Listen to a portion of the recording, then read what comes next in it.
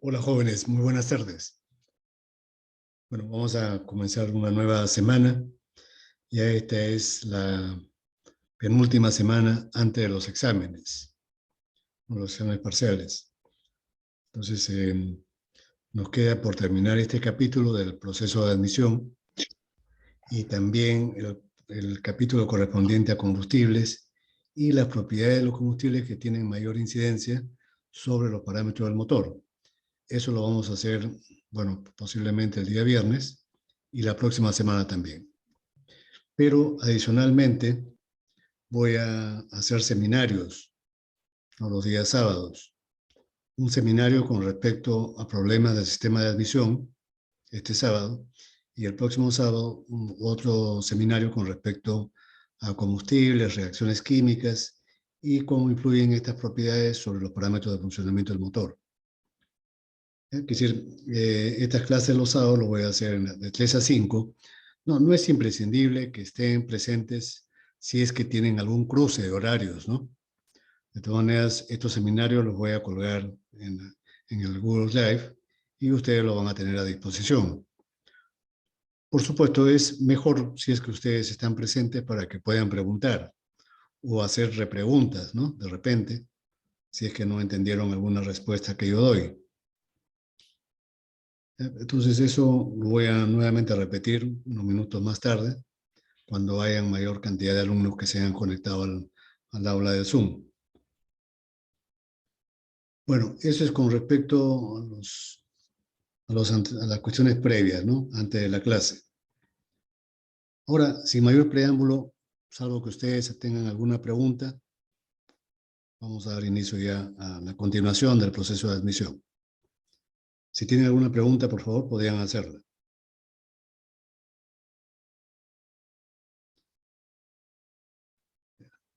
Si no hay preguntas, entonces de inmediato retomamos la clase. A ver. Voy a compartir pantalla con ustedes.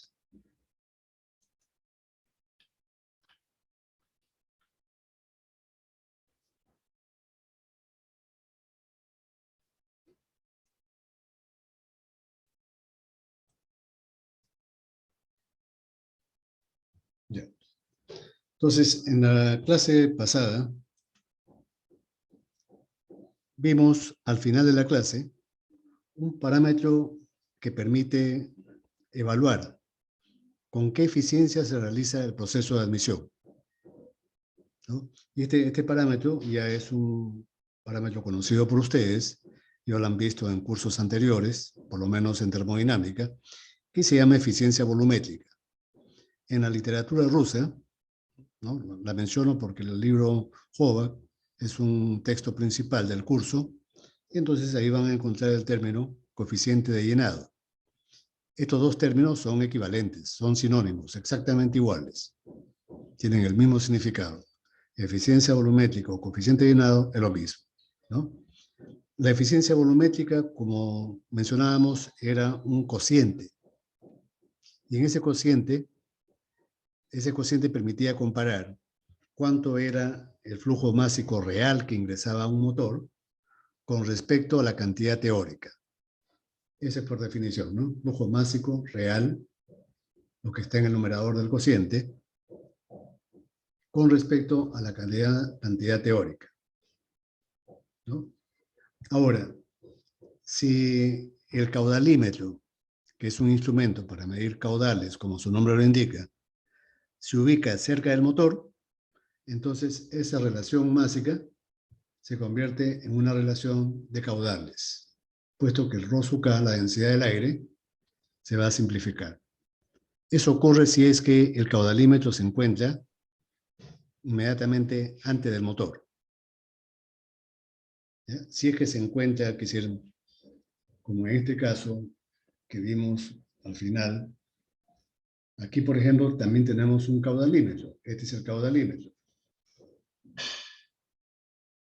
Y el motor está aquí abajo. El motor. Es un motor sobrealimentado. Entonces, en ese caso, la relación, el coeficiente de llenado o eficiencia volumétrica sigue siendo o sigue correspondiendo a la definición que hemos dado. la relación entre los flujos másicos real con relación al teórico. Pero el caudal va a ser diferente si es que yo al caudalímetro lo pongo, lo instalo, al inicio de la instalación, por donde ingresa el aire atmosférico. Entonces vean ustedes que ese caudal, yo para convertirlo a flujo másico, lo multiplico por ρ sub 0. Y por lo tanto, este ρ sub 0 no se va a poder simplificar con la densidad del aire con que ingresa al motor. Ρ sub K2 es la densidad del aire con que éste ingresa al motor. En este caso concreto, ¿no? Entonces, acá obviamente no voy a poder simplificar las densidades. El caudalímetro nosotros lo instalamos en la ubicación que sea más fácil, ¿no? De ubicar por espacio, por facilidad de instalación. Generalmente es al inicio, por donde ingresa el aire atmosférico. ¿Ya?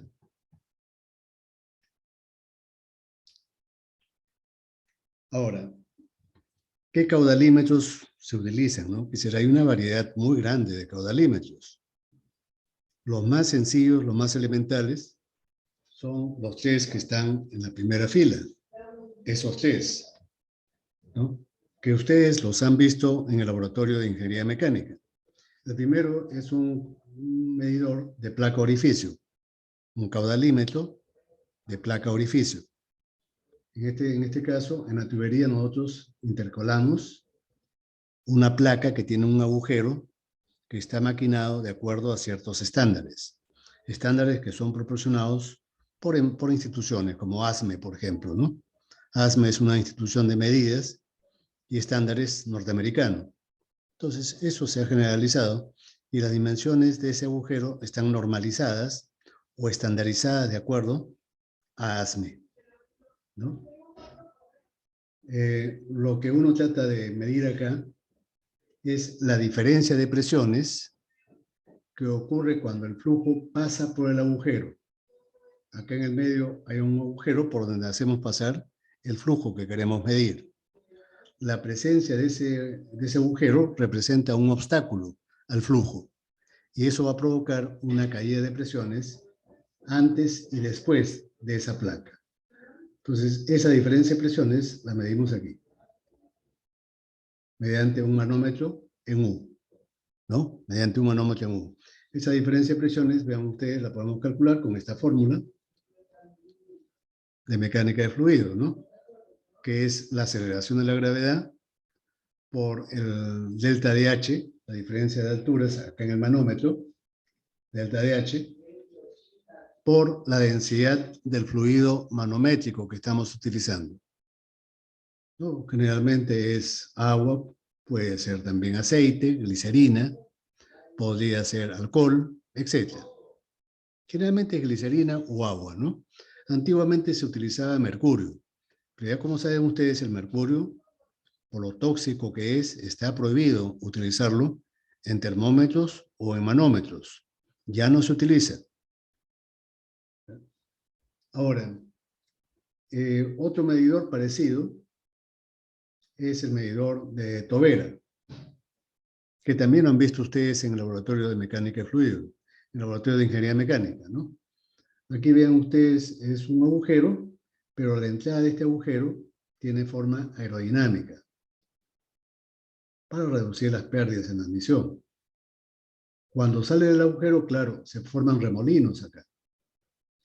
Ya saben ustedes que la presencia de remolinos es sinónimo inequívoco de pérdidas, ¿no? Pérdidas irreversibles. Y esas pérdidas se van a manifestar en la caída de presión. Cuando el flujo pase de derecha a izquierda, no, de izquierda a derecha, cuando el fluido pase por este agujero, en forma de tobera,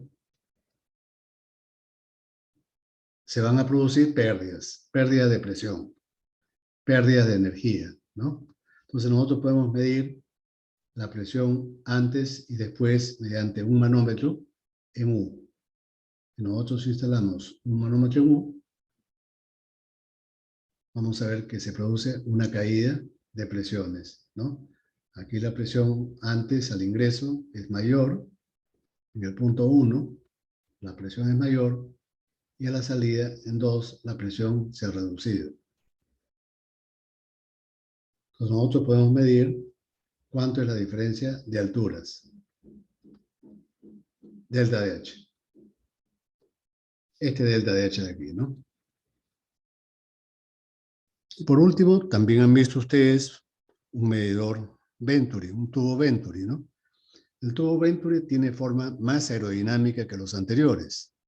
No solamente es aerodinámica la entrada, en la parte convergente, sino también es aerodinámica la salida, la parte divergente. Eso es para reducir las pérdidas de presión, pérdidas absolutas, irreversibles, ¿no? Por la forma aerodinámica, la presión, que sea una vez que el flujo se acelera en la garganta, se acelera, baja la presión, pero después sale a la zona divergente. Y en la zona divergente, parcialmente la presión se recupera. ¿Ya? No llega al valor inicial, pero hay una recuperación de parte de la energía, ¿no? Entonces, acá también podemos medir la caída de presión que produce el Venturi. Delta H. Y la fórmula para evaluar el caudal corresponde a esta fórmula, ¿no? Que es la fórmula típica para calcular el caudal de un flujo que pasa a través de un orificio. Cualquiera sea el orificio, ¿no? Que sea aerodinámico, no aerodinámico. Es decir, la fórmula general es esa. Es el área del agujero por el coeficiente de descarga. Ese coeficiente de descarga está en función de la forma del conducto por donde pasa el flujo, ¿no?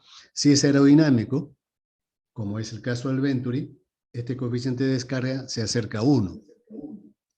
Incluso puede ser mayor que 1. Si el obstáculo, como el primer caso, que es de placa orificio, una placa orificio produce grandes pérdidas de presión, pérdidas irreversibles. Eso se va a traducir en un coeficiente de descarga bajo. Por ejemplo, 0,6, 0,7, ¿no? 0,6, 0,7. Y después hay una raíz cuadrada donde está 2 por delta de P. Delta de P es la caída de presión que produce el obstáculo entre la densidad del fluido, Rho sub 0.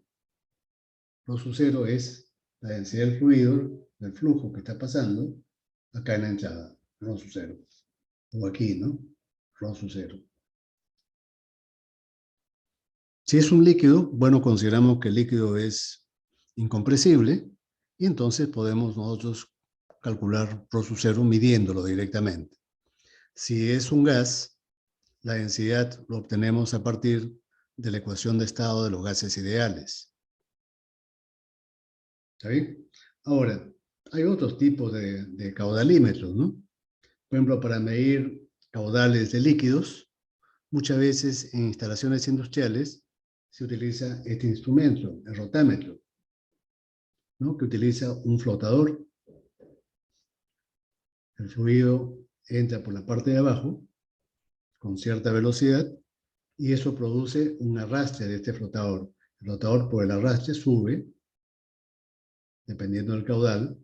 Si el caudal es alto, sube más. Si el caudal es pequeño, no sube tanto. Y sale por aquí, ¿no? Sale por la parte de arriba. Generalmente estos caudalímetros, estos rotámetros se utilizan para medir caudales de líquidos.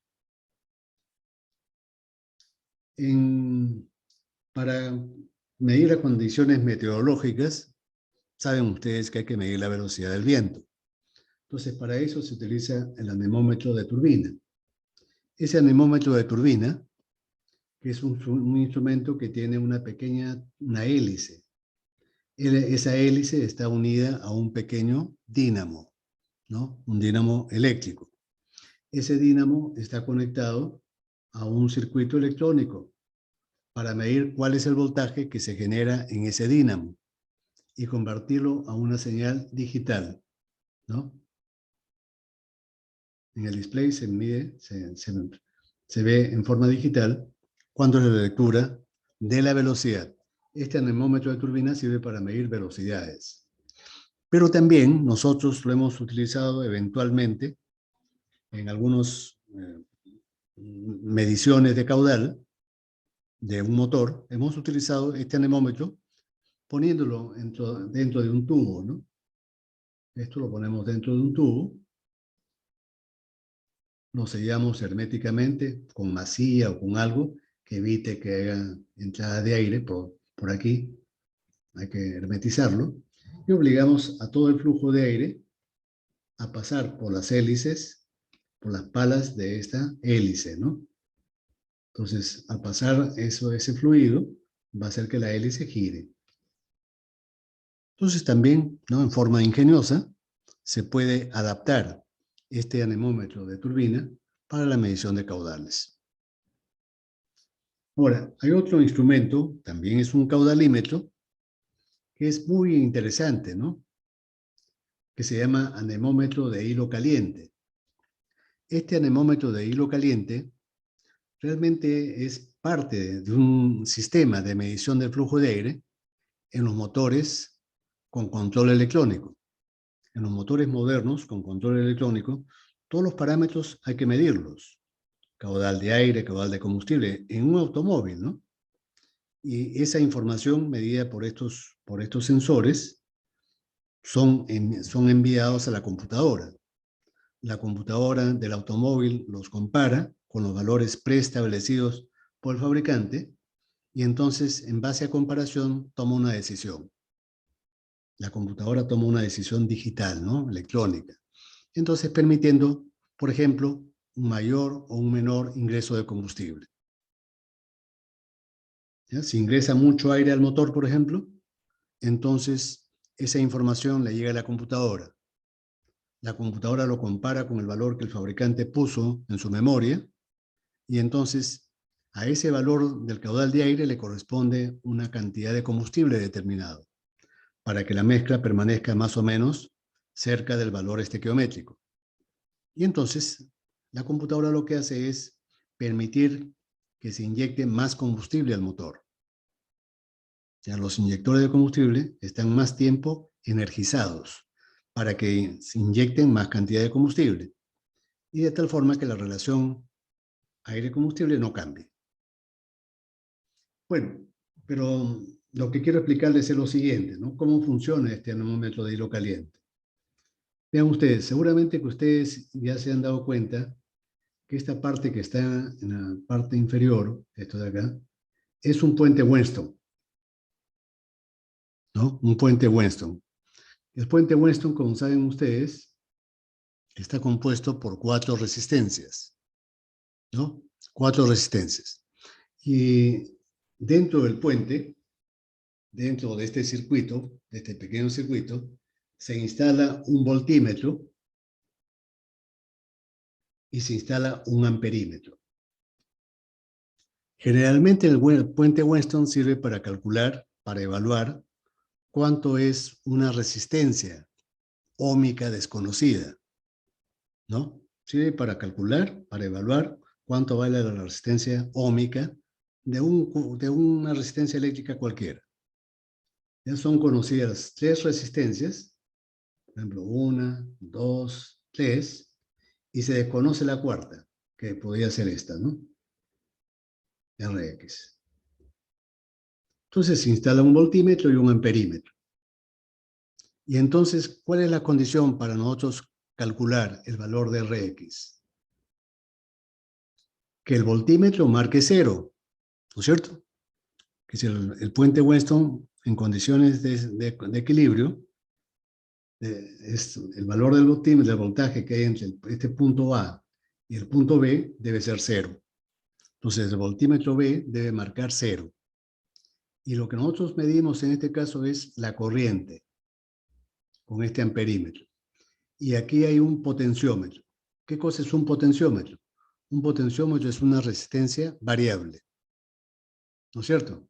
Entonces, en este caudalímetro, nosotros tenemos que poner acá, por ejemplo, un ventilador, ¿no? Que jale el aire, lo jale para acá, lo empuje hacia afuera. Lo absorbe de acá y lo bota. Lo que estoy explicando es el principio de funcionamiento de este anemómetro, ¿no? Entonces, ¿cómo funciona esto? que es, por ejemplo, para las condiciones de caudal, un caudal determinado, Q, conocido, ¿ya? Previamente lo conocemos. ¿Cómo lo conocemos? Utilizando un caudalímetro patrón. Previamente tenemos que utilizar un caudalímetro instalado acá, por ejemplo, que lo utilicemos como patrón, caudalímetro patrón.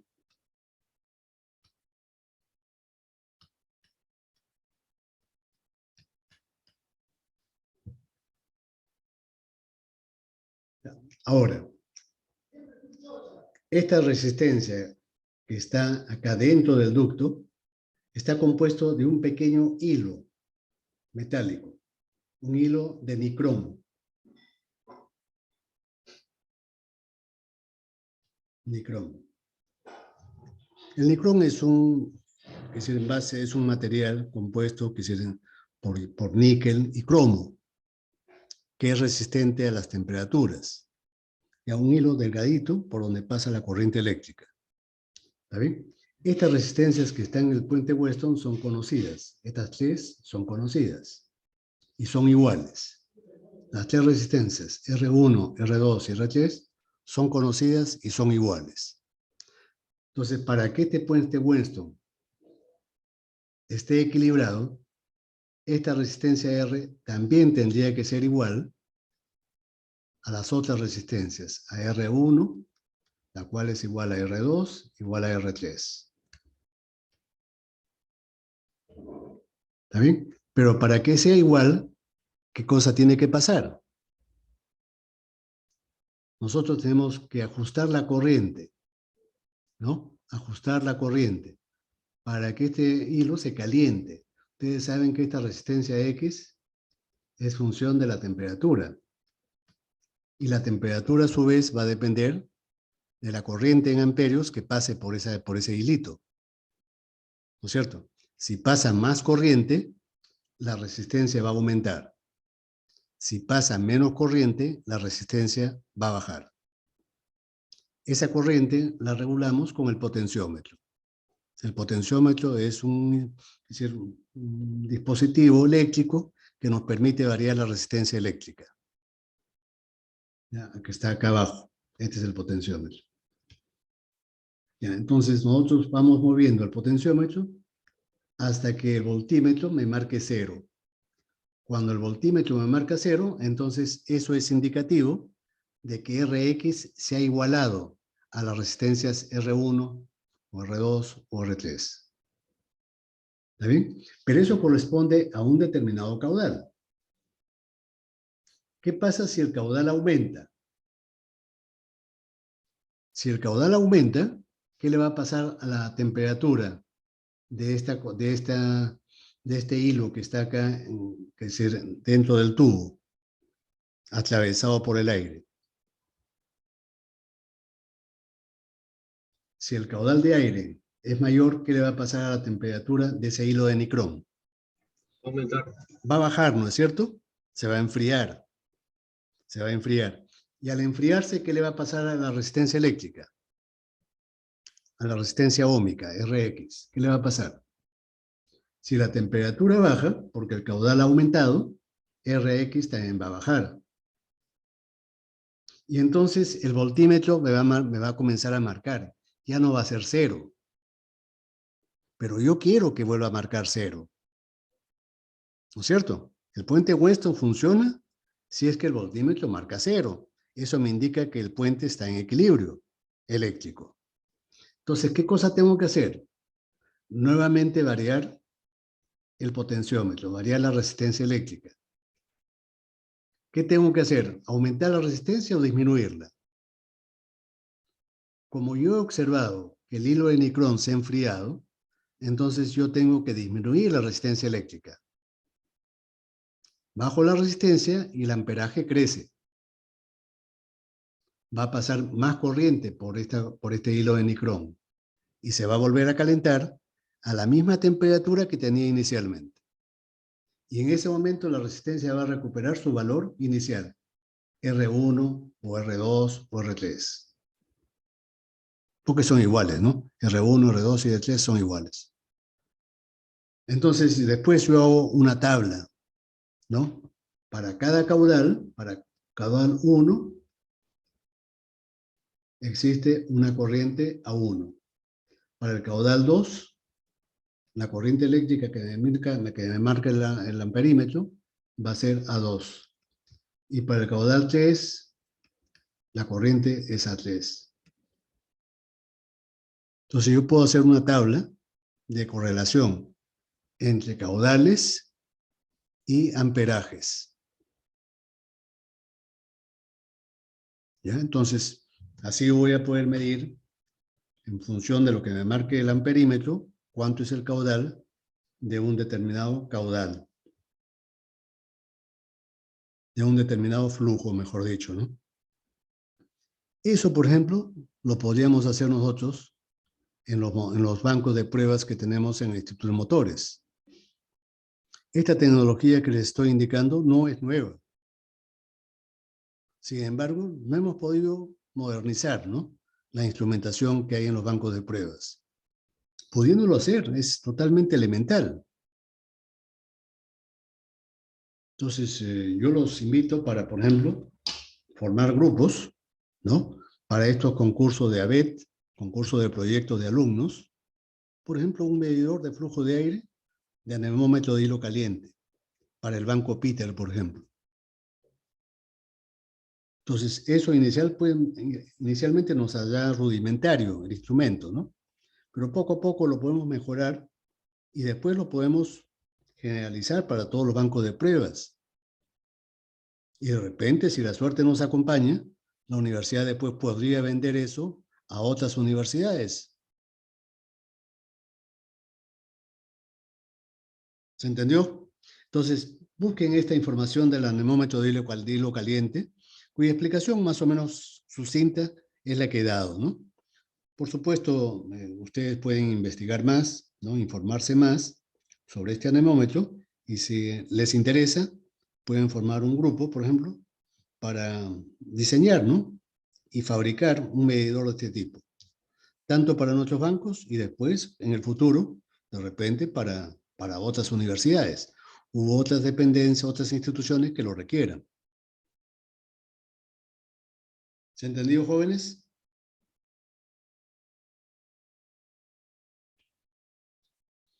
Ya.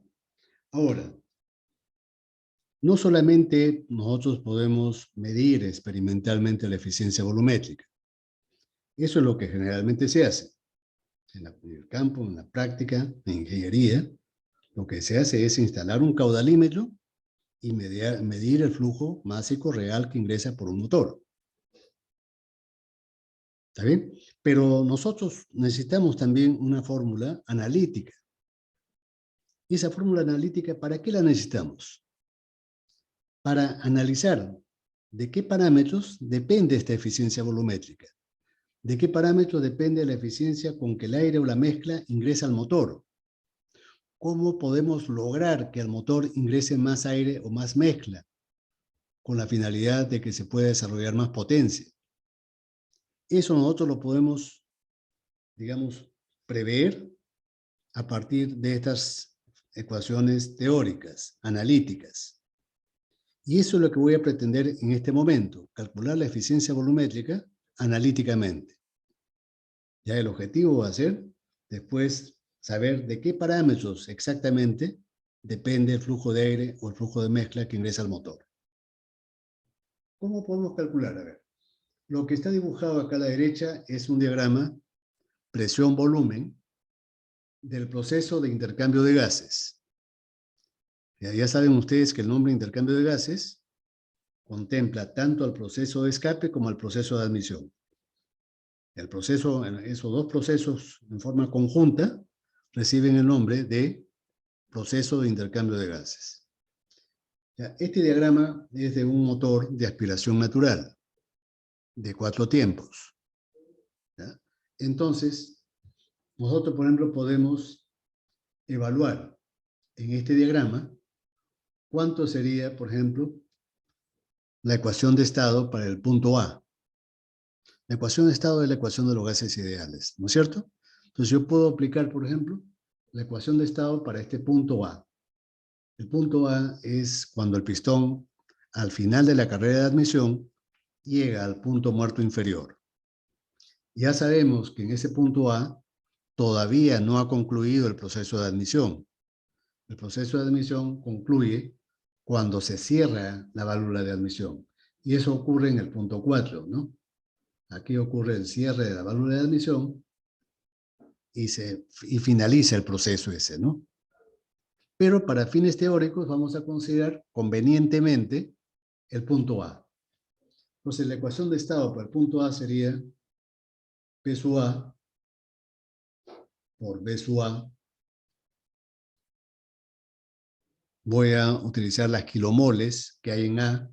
¿Cuántas kilomoles han ingresado hasta el punto A? ¿O hay en el punto A? En el punto A hay M1A más MR por la constante universal R por T sub A. Y ustedes se preguntarán, ¿y por qué le he puesto M1A?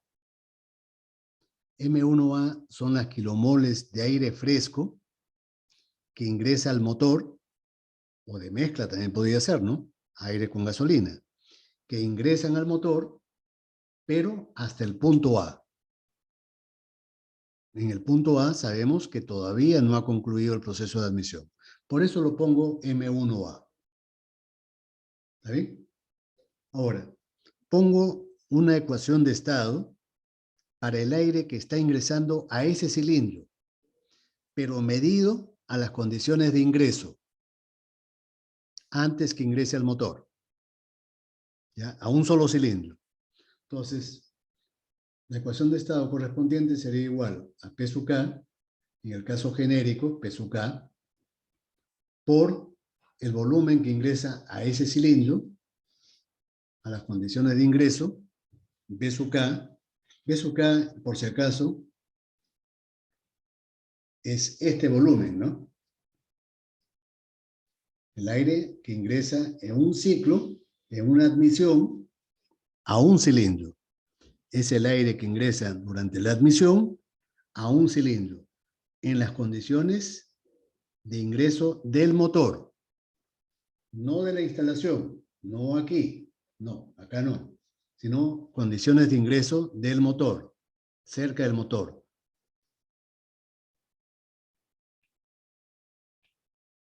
Entonces, a eso le hemos llamado B sub K.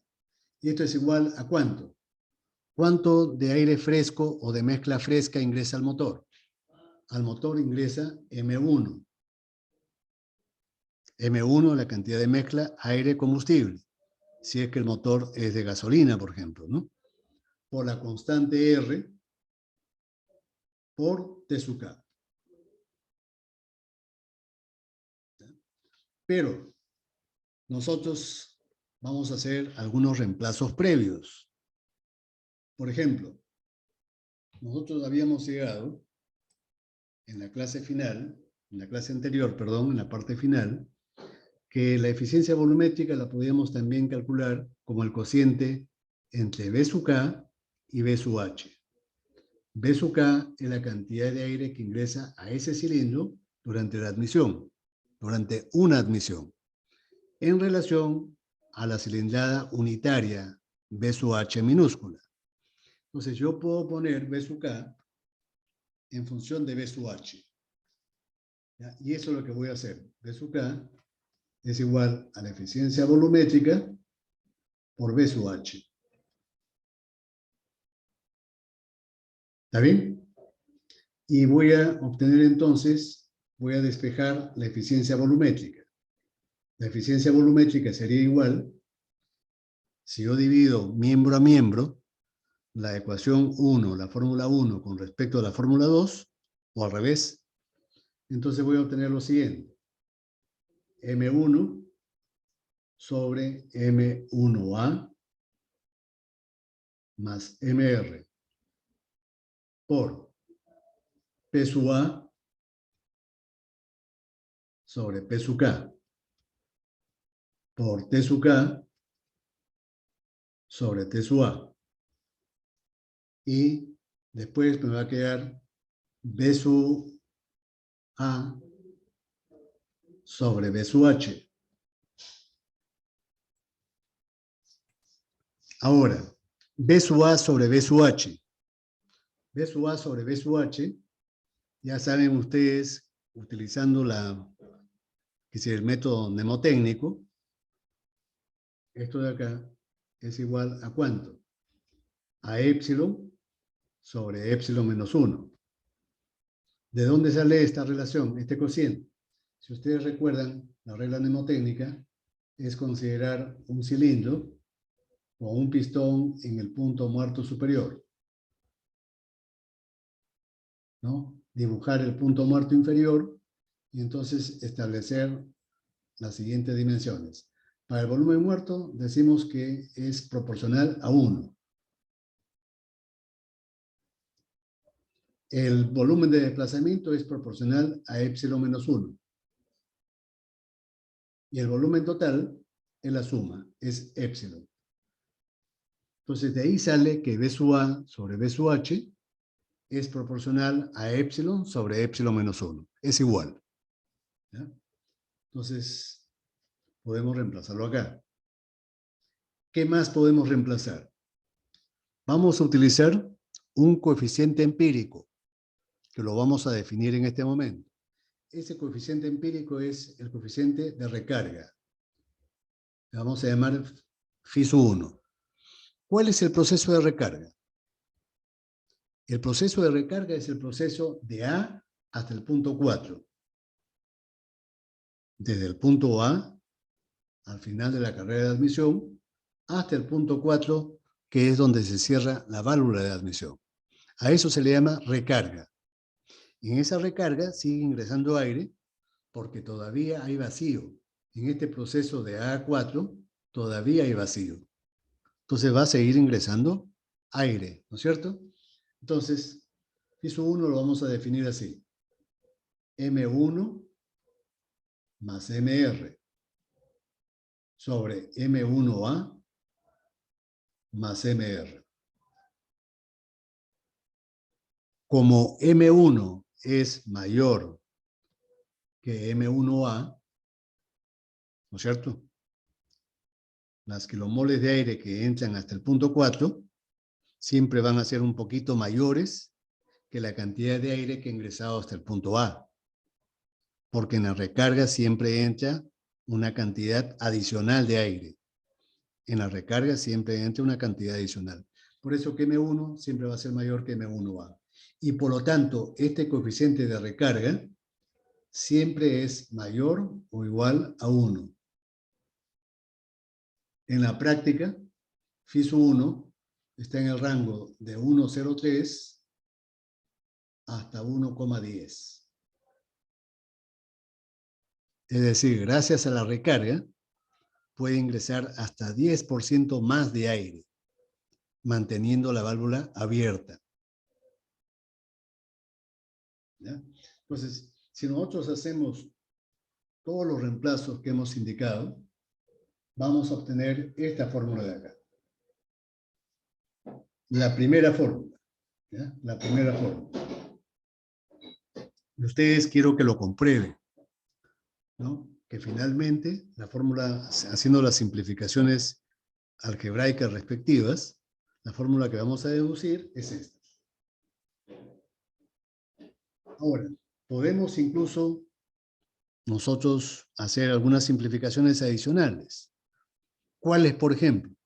Nosotros, si recordamos el cálculo de T sub A, la temperatura al final del proceso de admisión, T sub A, entonces llegamos, ¿recuerdan ustedes a esta fórmula?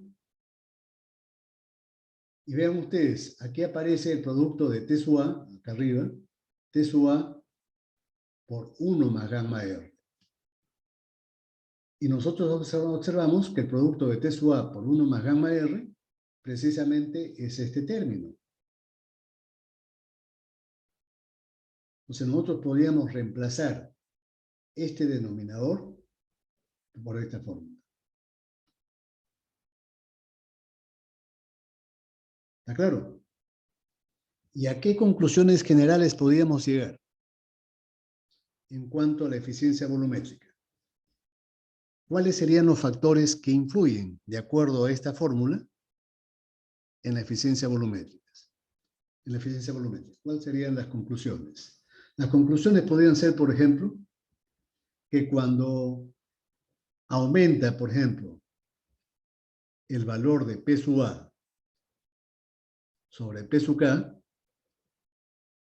este cociente, P sub A sobre P sub K, ¿qué le pasa a la eficiencia volumétrica?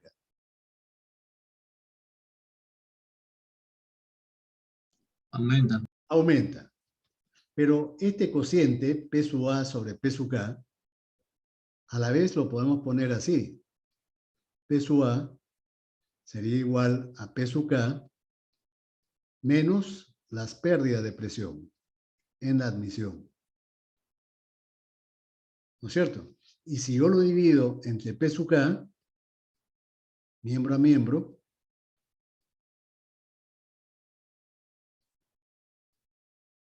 esto me va a quedar igual a 1 menos delta de PA sobre P sub K. Este segundo término, el sustraendo, se le llama pérdidas relativas de presión. ¿Ya? Delta de P sub A sobre P sub K se le llama pérdidas relativas. ¿Relativas a qué? Relativas a la presión de alimentación, P sub K. ¿Está claro? Entonces, si aumentan las pérdidas relativas, obviamente el valor de P sub A sobre P sub K va a disminuir. Y la eficiencia volumétrica correspondientemente también va a bajar. Es lógico que eso ocurra, ¿no es cierto? Si aumentan las pérdidas relativas, es lógico que la eficiencia volumétrica caiga. ¿Y por qué podía aumentar las pérdidas relativas de presión? Las pérdidas relativas de presión podrían incrementarse, por ejemplo, si es que aumentan la cantidad de accesorios que hay en el sistema de admisión.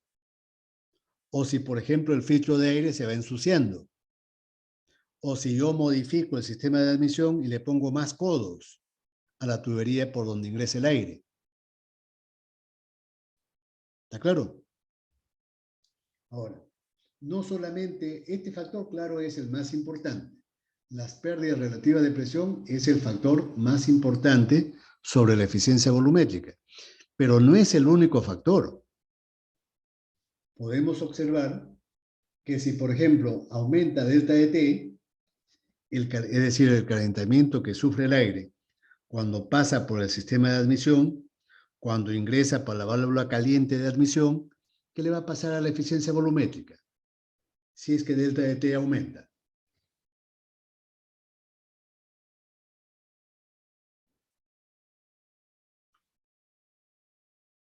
Vemos que delta de T está en el denominador, ¿no?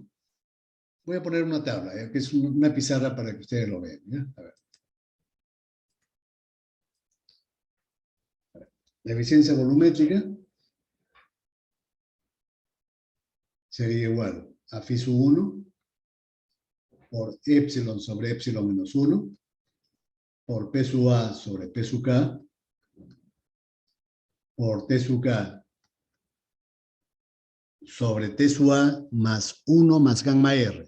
Pero eso lo puedo poner yo así. T sub K más delta de T más gamma R por T sub R.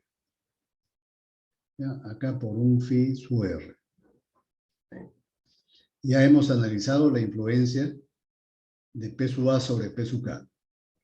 P sub A sobre P sub K es igual a 1 menos las pérdidas relativas de presión. Si las pérdidas relativas de presión aumentan, el cociente P sub A sobre P sub K disminuye. Y si este cociente disminuye, entonces la eficiencia volumétrica baja. ¿Ya? Primer factor. Las pérdidas es el factor más importante. Las pérdidas de presión es el factor más importante. Si las pérdidas de presión aumentan, la eficiencia volumétrica invariablemente va a disminuir. siempre va a disminuir. Pero no es el único factor. Otro factor es el calentamiento, delta de T. Si nosotros, por ejemplo, ponemos el tubo de admisión cerca del tubo de escape, entonces el calor del tubo de escape se va a irradiar, ¿no? Se va a transmitir al ducto de admisión. ¿Y qué le va a pasar al aire que está ingresando por el tubo de admisión? Se va a calentar. Y al calentarse, ¿qué efecto tendrá eso sobre la eficiencia volumétrica? Es fácil de intuir que si delta de T aumenta, eso va a determinar que la eficiencia volumétrica baje, porque delta de T está en el denominador. En esta fórmula, analíticamente está en el denominador. Si delta de T aumenta, la eficiencia volumétrica va a bajar. Y eso en la práctica siempre ocurre así. Por eso que debemos evitar que el aire se caliente. Ahora, hay otro factor, gamma R.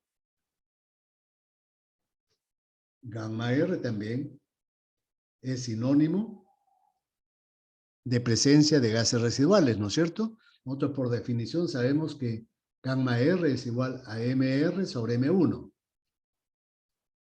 Si la cantidad de kilomoles de gases residuales por algún motivo aumenta,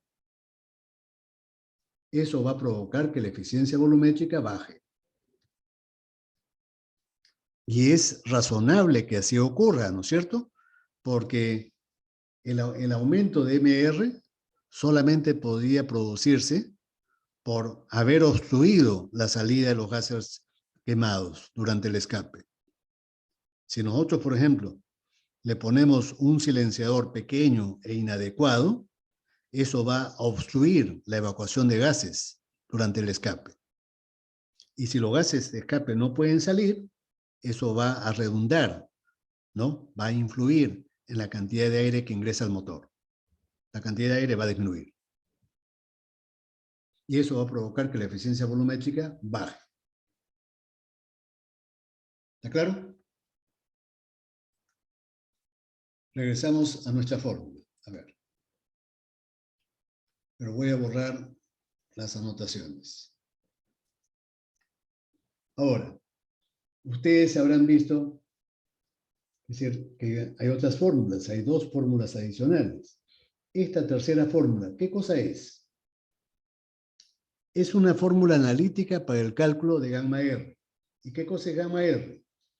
Gamma R es el coeficiente de gases residuales. ¿Cómo lo hemos definido? Como MR sobre M1. ¿Ya? Ahora, MR yo lo puedo poner utilizando la ecuación de los gases ideales. Para el punto R, para este punto. ¿Cómo será la ecuación de los gases ideales? Será igual a P sub R por B sub R. Pero B sub R es igual a B sub C. Pongo B sub C. Sobre la constante universal R sobre T sub R.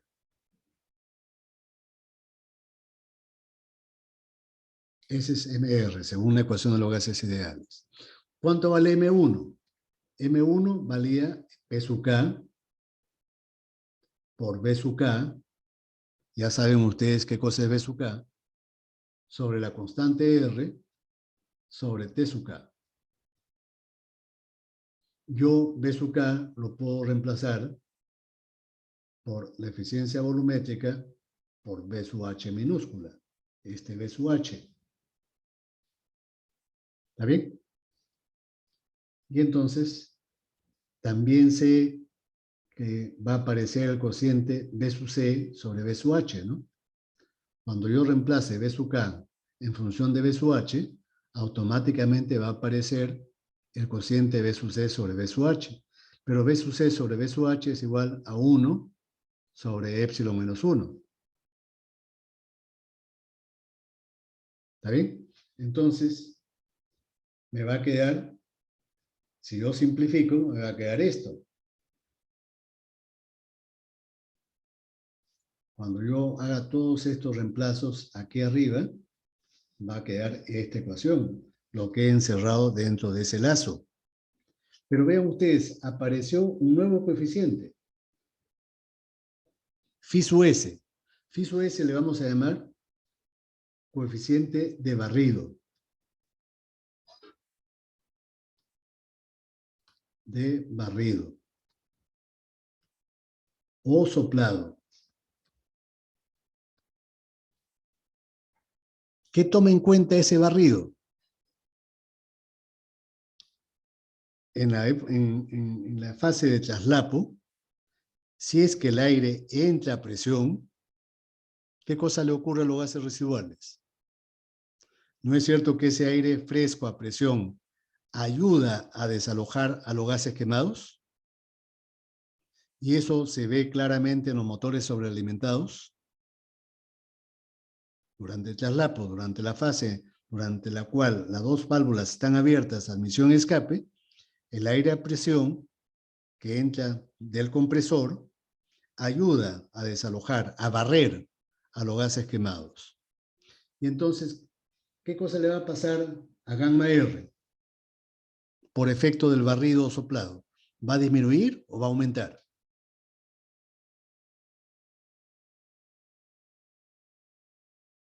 Si es que el barrido es eficiente, ¿qué le va a pasar al coeficiente gamma R? ¿No es cierto que eso va a provocar que gamma R disminuya? ¿No es cierto? Si el barrido es muy eficiente, durante esta fase, el aire fresco que ingresa del compresor ayuda a desalojar a los gases quemados. Entonces, si Phi sub S se reduce, lo que es sinónimo de que mejora el barrido, si Phi sub S disminuye numéricamente, lo que implica de que está mejorando el barrido, esto va a determinar que gamma R se reduzca. ¿No es cierto? Ahora, en los motores de aspiración natural, les he mencionado que no hay barrido prácticamente.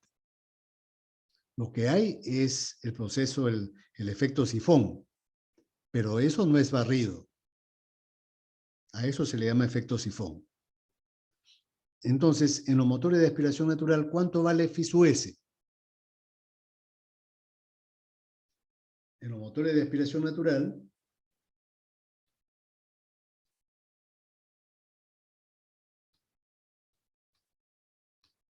Phi sub S vale 1. Y en los motores con barrido perfecto,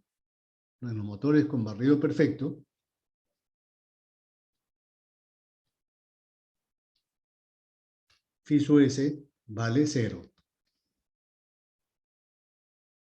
¿Ya? Los alumnos generalmente, es decir, la primera respuesta que dan es lo contrario, ¿no? Los alumnos por inercia contestan que cuando el barrido es perfecto, Phi sub S vale 1. Es lo contrario, ¿no? Si el barrido es perfecto, significa que el aire fresco es capaz de desalojar a todos los gases quemados. Y entonces MR se reduce a 0. Y el coeficiente de gamma R se reduce también a 0. Pero eso en la práctica nunca se logra. Por más bueno que sea el barrido, siempre queda algo de gases residuales. ¿Está bien? Si yo reemplazo este gamma R que he obtenido aquí, lo reemplazo en esta fórmula, acá arriba, entonces obtengo esto, esta segunda ecuación de la eficiencia volumétrica. ¿Está bien? Obtengo esa segunda fórmula. Voy a borrar nuevamente las anotaciones. Esta fórmula de acá es válida para motores de 4 tiempos, solamente.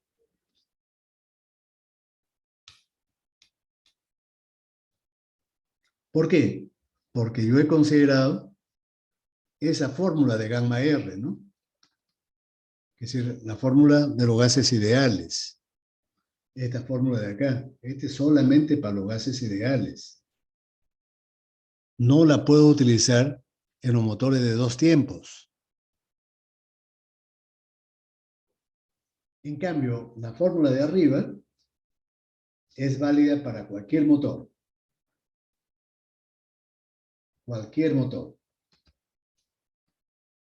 De 4 tiempos o de 2 tiempos. De aspiración natural o sobrealimentado. Si el motor fuese de aspiración natural, entonces considero, en vez de K, el subíndice 0. Si es que el motor fuese de aspiración natural. ¿Ya? En todas las fórmulas. En todas yo consideraría la temperatura y la presión atmosférica, si es que el motor fuese de aspiración natural. Si el motor es sobrealimentado, es la presión a la salida del intercooler, si es que hubiese intercooler, y la temperatura a la salida de este intercooler. Si no hay intercooler, a la salida del compresor. ¿Está bien? Y observo de esta segunda fórmula, ¿qué cosa observo? Por ejemplo, si el barrido mejora, es decir, si phi sub S se reduce, entonces la eficiencia volumétrica aumenta. ¿Es lógico que así sea o no? Si mejora el barrido, ¿mejora la eficiencia volumétrica? La respuesta, obviamente, sí. ¿No es cierto? Si P sub R, la presión de los gases residuales, disminuye, si P sub R disminuye por un mejor barrido o porque el sistema de escape es mejor, con pocas pérdidas, si P sub R disminuye, ¿qué le pasa a la eficiencia volumétrica? Según esta fórmula. ¿No es cierto que aumenta? Si P sub R disminuye, la eficiencia volumétrica aumenta. ¿Es lógico que así sea? Por supuesto, ¿no? Si P sub R disminuye, es porque he facilitado la evacuación de los gases. Y al final quedan pocos gases residuales. Si quedan pocos gases, P sub R baja. Y eso se va a manifestar en una eficiencia volumétrica alta. ¿Está bien? Siempre que yo mejore el escape, si facilito la evacuación de gases, eso siempre va a provocar un aumento de la eficiencia volumétrica.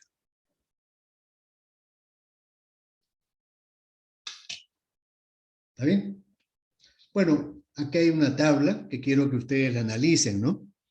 Son los valores experimentales de los diversos parámetros de diversos tipos de motor, tanto de gasolina como diésel, de aspiración natural y sobrealimentados. Por ejemplo, podemos observar que la eficiencia volumétrica de los motores diésel, por ejemplo siempre es mayor que la de los motores de gasolina. Siempre. La eficiencia volumétrica es más alta en los motores diésel que en los motores de aspiración, que en los motores de gasolina. ¿Por qué motivo? Por dos razones. Primera razón, porque en el ducto de admisión del motor diésel no hay válvula mariposa, no hay venturi, no hay inyectores. Hay pocos accesorios que obstaculizan poco el ingreso del aire. Obstaculizan poco el ingreso del aire. Primera razón. Segunda razón, los motores diésel son más lentos que los motores de gasolina. Y como son más lentos, las pérdidas de presión disminuyen. Recuerden ustedes que las pérdidas de presión son función del cuadrado de la velocidad. Si la velocidad aumenta, las pérdidas de presión en la admisión y el escape aumentan mucho más. Y esas pérdidas son las causantes de que la eficiencia volumétrica baje. Como los motores de gasolina son más rápidos, el aire ingresa más rápido y se producen más pérdidas.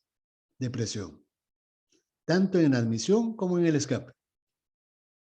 Por eso no es casualidad que los grandes motores diésel marinos son los que tengan la más alta eficiencia, tanto del motor como de la admisión.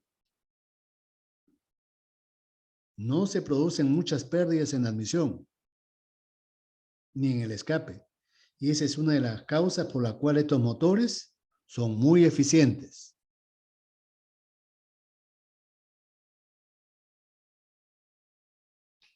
¿Está claro? Y quiero que ustedes comparen, ya en base a todo lo que he explicado, que vean ustedes los valores experimentales de los diversos parámetros que intervienen en el proceso de admisión. Ahora, antes de ingresar a la segunda parte, por si acaso, vean ustedes, en la fórmula de la eficiencia volumétrica, hemos dicho que es el flujo másico de aire o de mezcla,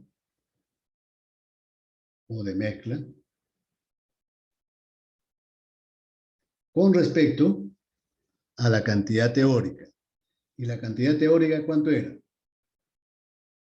Era proporcional a la cilindrada total, B sub H. No hay necesidad de decir total, basta con decir cilindrada, ¿no? Después es proporcional a la densidad del aire con que ingresa el motor, voy a ponerle Rho sub K, y proporcional al número de ciclos que se hacen, que realiza el motor por unidad de tiempo.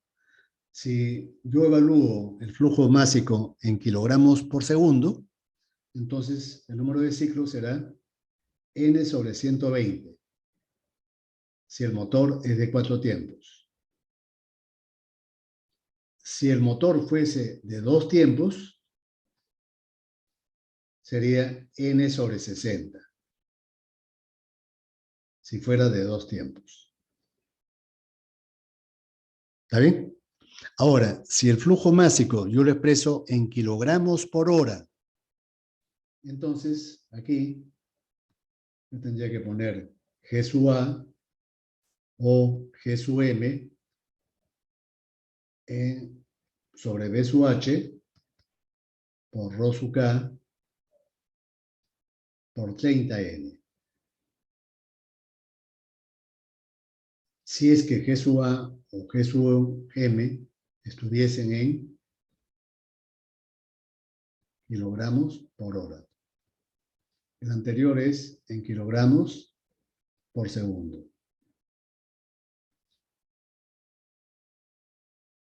¿Está bien?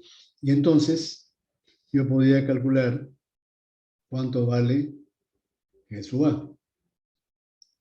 Para un motor diésel, por ejemplo, sería eta B por B sub H por Rho sub K por 30N. Por ejemplo, 30N. ¿En qué unidades? En kilogramos por hora. Y para un motor de gasolina, esta fórmula también se cumple. ¿Qué significa eso? Que también se cumpla para un motor de gasolina. ¿Qué cosa ocurre con la gasolina? En general con los combustibles líquidos. Es decir, la densidad de un líquido, es decir, de una gasolina, por ejemplo, es 600 veces mayor que la densidad del aire. La densidad de la gasolina o la densidad del alcohol es 600 veces, por lo menos, la densidad del aire. En el caso de que toda la gasolina se vaporizase en el ducto de admisión. ¿Ya? Entonces, acá yo tranquilamente puedo, porque G sub M es igual a G sub A más el G de la gasolina, ¿no? Del combustible, G sub C.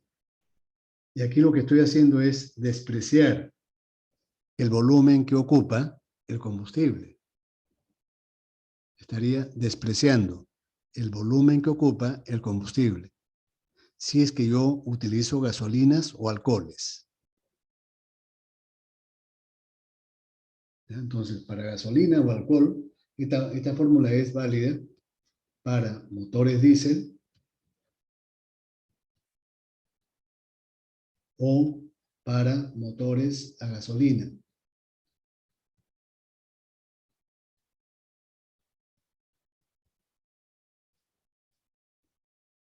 O alcohol, ¿no? Combustibles líquidos. Pero ¿qué pasa cuando yo utilizo combustibles gaseosos? Por ejemplo, cuando utilizo GNV o GLP.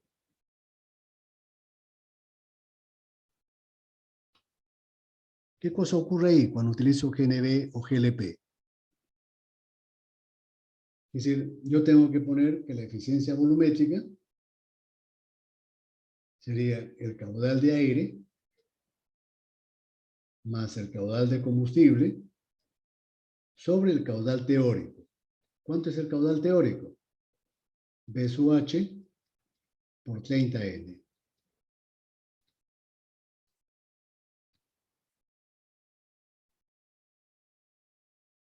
¿Y por qué estoy haciendo eso? Por lo siguiente, ¿no? Es decir, por ejemplo, para el GLP o para el GNV, el caudal de combustible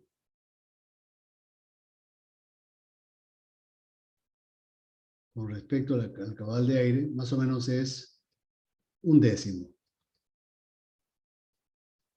La 10ª parte. ¿Ya? Entonces, no lo puedo despreciar. En el caso de la gasolina, sí lo desprecio porque el volumen que ocupa la gasolina, es decir, en estado vapor, es mucho menos que el volumen que ocupa el aire. Pero si utilizo GNV o GLP, el combustible ocupa un porcentaje alto, relativamente alto. El 10% del aire, ¿no?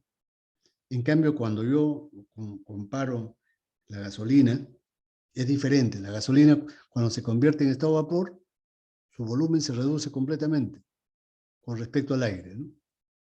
Eso lo voy a explicar un poquito mejor para que se entienda, ¿ya? Lo que quiero que ahorita quede claro es que cuando yo calculo la eficiencia volumétrica en los motores Eche que trabajan con GNV o GLP, tengo que utilizar esta fórmula. No puedo despreciar el caudal de combustible, no lo desprecio, lo considero en el cálculo. En cambio, para motores diésel o para motores a gasolina, la fórmula para la eficiencia volumétrica, yo considero desprecio el volumen ocupado por el combustible y solamente considero la cantidad de aire en esta fórmula. Y voy a utilizar esta fórmula de acá.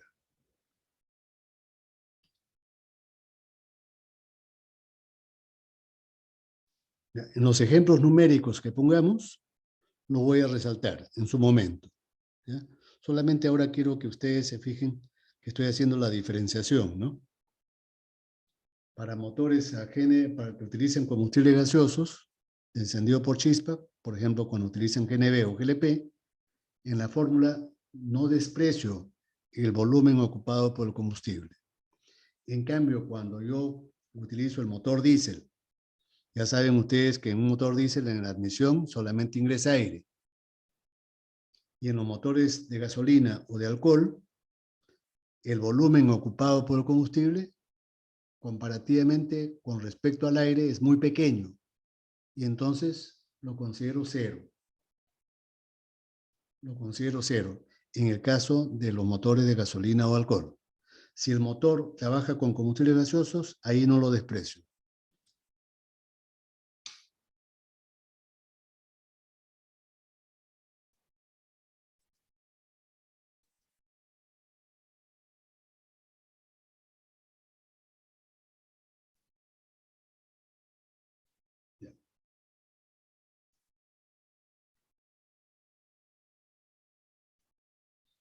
Ahora, veamos qué factores son los que influyen sobre la eficiencia volumétrica. vamos a considerar en primer lugar la presión y la temperatura al ingreso del motor. ¿Cómo influye la presión y la temperatura en al ingreso del motor sobre la eficiencia volumétrica? Entonces, voy a ponerlo en una pizarra mejor. Primero, P sub K y T sub K. O también podría ser P sub H o T sub H. ¿Qué cosa es P sub H o T sub H? Es el caso cuando el motor trabaje en condiciones de altura. ¿Ya? El primero es cuando yo considero la sobrealimentación. ¿Cómo influye la sobrealimentación en la eficiencia volumétrica? Y este segundo caso es cómo influye la altura sobre la eficiencia volumétrica. Consideremos primeramente la presión. ¿Cómo influye la presión de ingreso? Si nosotros analizamos la fórmula de la eficiencia volumétrica, esta fórmula es coeficiente de recarga, phi sub 1, por epsilon sobre epsilon menos 1, por P sub A sobre P sub K, por T sub K, sobre T sub A por 1 más gamma R. Ya hemos visto esa fórmula, ¿no? Entonces vemos que aquí no solamente influye P sub K, sino influye el cociente de P sub A sobre P sub K. Este es el factor que influye. P sub A sobre P sub K. Y hemos visto que P sub A sobre P sub K es igual a 1 menos delta de P sub A sobre P sub K. No. Ahora, ¿cómo le habíamos llamado a este cociente? A ese cociente le habíamos llamado pérdidas relativas.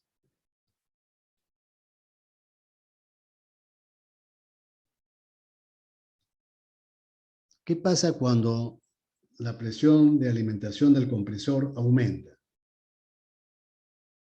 ¿Qué creen ustedes que le pasa a este cociente? P sub A sobre P sub K. ¿Qué cosa le ocurre a P sub A sobre P sub K? ¿O qué cosa le ocurre a la eficiencia volumétrica? ¿Aumenta o disminuye? Aumenta.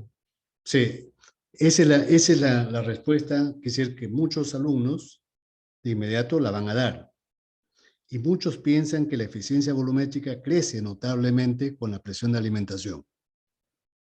Lo que ocurre es que, si bien es cierto, crece, como bien ha contestado su compañero, sin embargo, ese crecimiento es muy pequeño.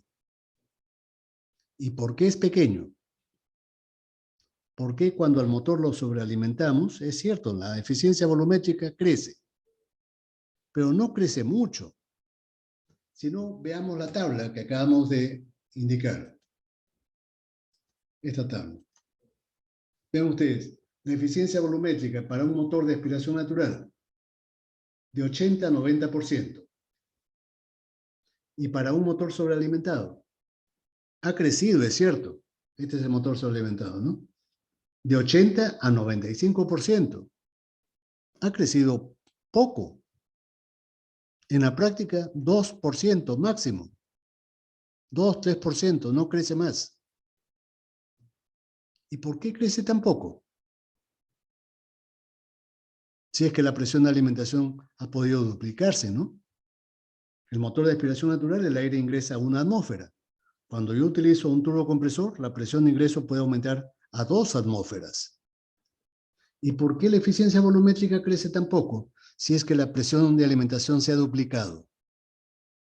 Veamos por qué. A ver. Nuevamente utilizamos la pizarra, seguimos utilizando. Y veamos. Vamos a utilizar otra pizarra más. A ver. Sería P sub A sobre P sub K sería igual a 1 menos delta de PA sobre P sub K. ¿No? Pero delta de PA, ¿cómo lo evaluamos? No es cierto que era igual a 1/2 por la constante A1 al cuadrado por el coeficiente sumatorio beta al cuadrado más el coeficiente de pérdidas en la válvula, ¿no? Por rho sub K por n cuadrado sobre el área de la válvula de admisión al cuadrado. Y aquí habría que dividir la densidad rho sub K sobre P sub K. ¿No es cierto? Y entonces esto lo puedo poner yo como 1. Yo puedo englobar todo esto de acá lo puedo englobar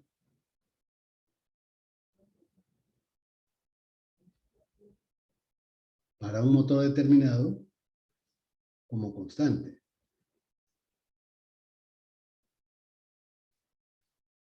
Entonces quedaría 1 menos una constante por rho sub K sobre P sub K para un motor determinado.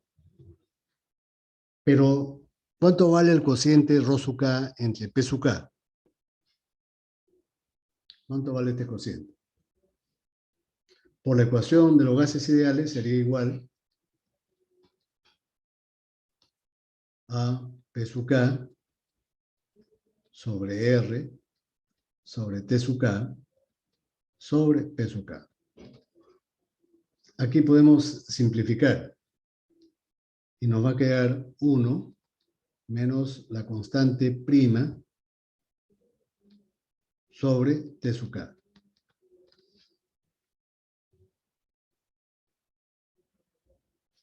Entonces, cuando un motor nosotros lo sobrealimentamos, ¿qué cosa le ocurre a la presión? Voy a poner acá en la abscisa P sub K. Entonces, si bien es cierto que la presión aumenta, linealmente, por supuesto, acá es lineal, esta es la variación de P sub K, sin embargo, rho sub K no aumenta con la misma velocidad.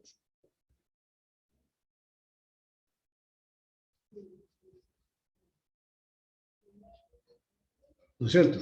¿Por qué no? ¿Por qué rho sub K aumenta más lentamente que P sub K? Porque en el compresor, es decir, no solamente aumenta la presión, sino también aumenta la temperatura. Ese aumento de la temperatura hace que rho sub K aumente con más lentitud. Y eso lo puedo mostrar de la siguiente forma. A ver.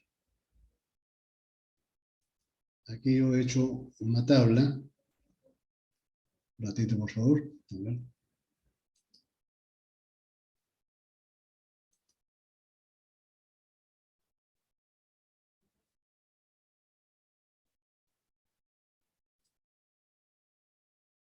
Quiero compartir esta tabla con ustedes, a ver.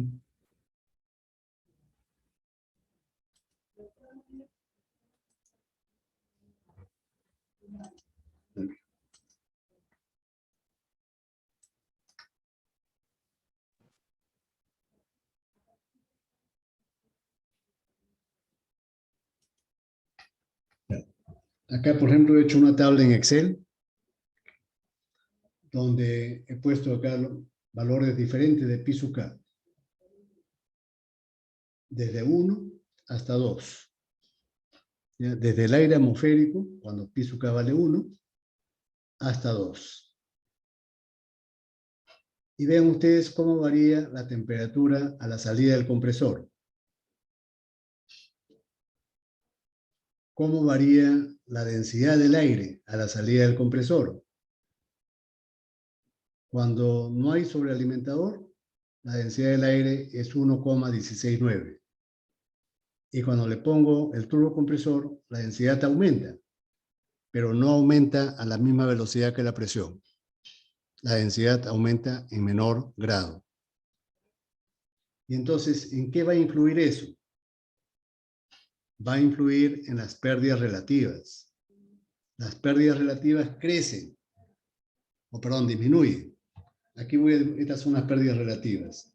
Delta de P sub A sobre P sub K va disminuyendo a medida que el aire se va comprimiendo más por efecto del calentamiento que sufre el aire cuando se comprime. Si el aire no se calentara durante la compresión, entonces las pérdidas relativas serían constantes. Pero lo que ocurre es que el aire se comprime y se calienta a la vez. Y ese calentamiento hace que la densidad baje, crezca lentamente, mejor dicho. Y eso va a provocar que las pérdidas relativas, en vez de aumentar, disminuyan. Relativas, no absolutas. Por eso acá es delta de P sub A sobre P sub K. Las pérdidas relativas disminuyen a medida que el compresor va bombeando aire a mayor presión. ¿Y cómo influye eso en P sub A sobre P sub K? Porque este parámetro es el que nos interesa, ¿no? P sub A sobre P sub K. Vean ustedes que crece. ¿Y cuánto crece? De 0,9 a 0,92. 0,9234, ¿no? Es este valor. Crece poco, por eso que la eficiencia volumétrica, cuando yo utilizo la sobrealimentación, crece poco. No es que se duplica, ¿no? La presión sí se duplica. La presión con que bombea el compresor se duplica. Pero la eficiencia volumétrica no se duplica. Apenas aumenta en un 2-3%.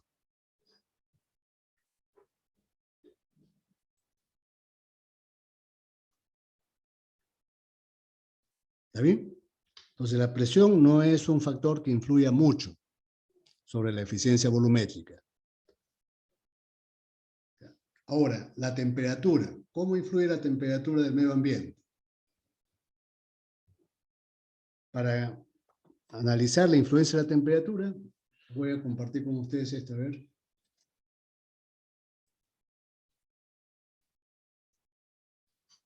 Aquí, ¿ya? Que si estoy considerando el esquema de un motor con la válvula de admisión abierta, y entonces las condiciones al ingreso son P sub 0 y T sub 0, y planteo la ecuación de un FES, ¿ya? Aproximadamente un FES. Acá al ingreso, en el filtro de aire, y en el otro lado de la ecuación, en la zona de la válvula, aquí.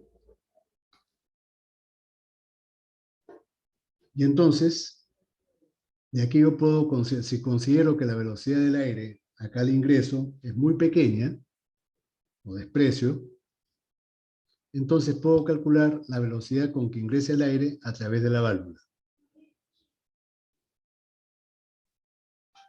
Y considerando al aire como un gas compresible, entonces utilizo esta ecuación. C sub P por T sub 0 menos la temperatura del aire atmosférico. ¿Ya? Yo puedo factorizar el T sub 0 y me quedaría esto. Ahora, ¿qué cosa ocurre si es que el aire entra más caliente a una temperatura T sub K? Si el aire entra más caliente, el aire atmosférico se calienta por algún motivo, entonces yo puedo considerar que aproximadamente se cumple esta igualdad. La temperatura de la válvula con respecto a la temperatura atmosférica, aproximadamente ese cociente se mantiene igual cuando yo caliento al aire, cuando el aire exterior se calienta por algún motivo. Entonces considero esto de acá. Si yo considero esta aproximación como válida, entonces la velocidad del flujo a través de la válvula va a ser aproximadamente igual a la raíz cuadrada de la relación de temperaturas. ¿Qué significa eso? Que si es que el aire se calienta, por algún motivo, eso va a provocar que el caudal aumente. Primeramente que la velocidad aumente, ¿no? Si el aire se calienta, el aire va a entrar a mayor velocidad. Y si la velocidad aumenta, el caudal de aire que ingresa al motor también va a aumentar. Y la eficiencia volumétrica, por lo tanto, también va a incrementarse.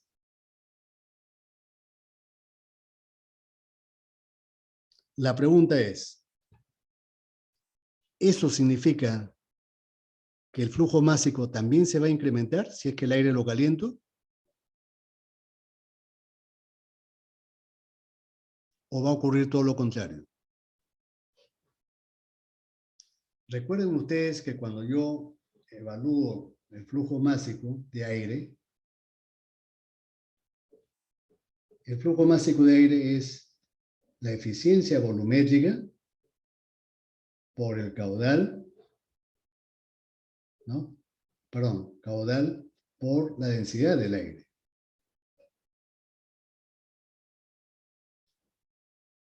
El caudal se puede incrementar si es que el aire yo lo caliento,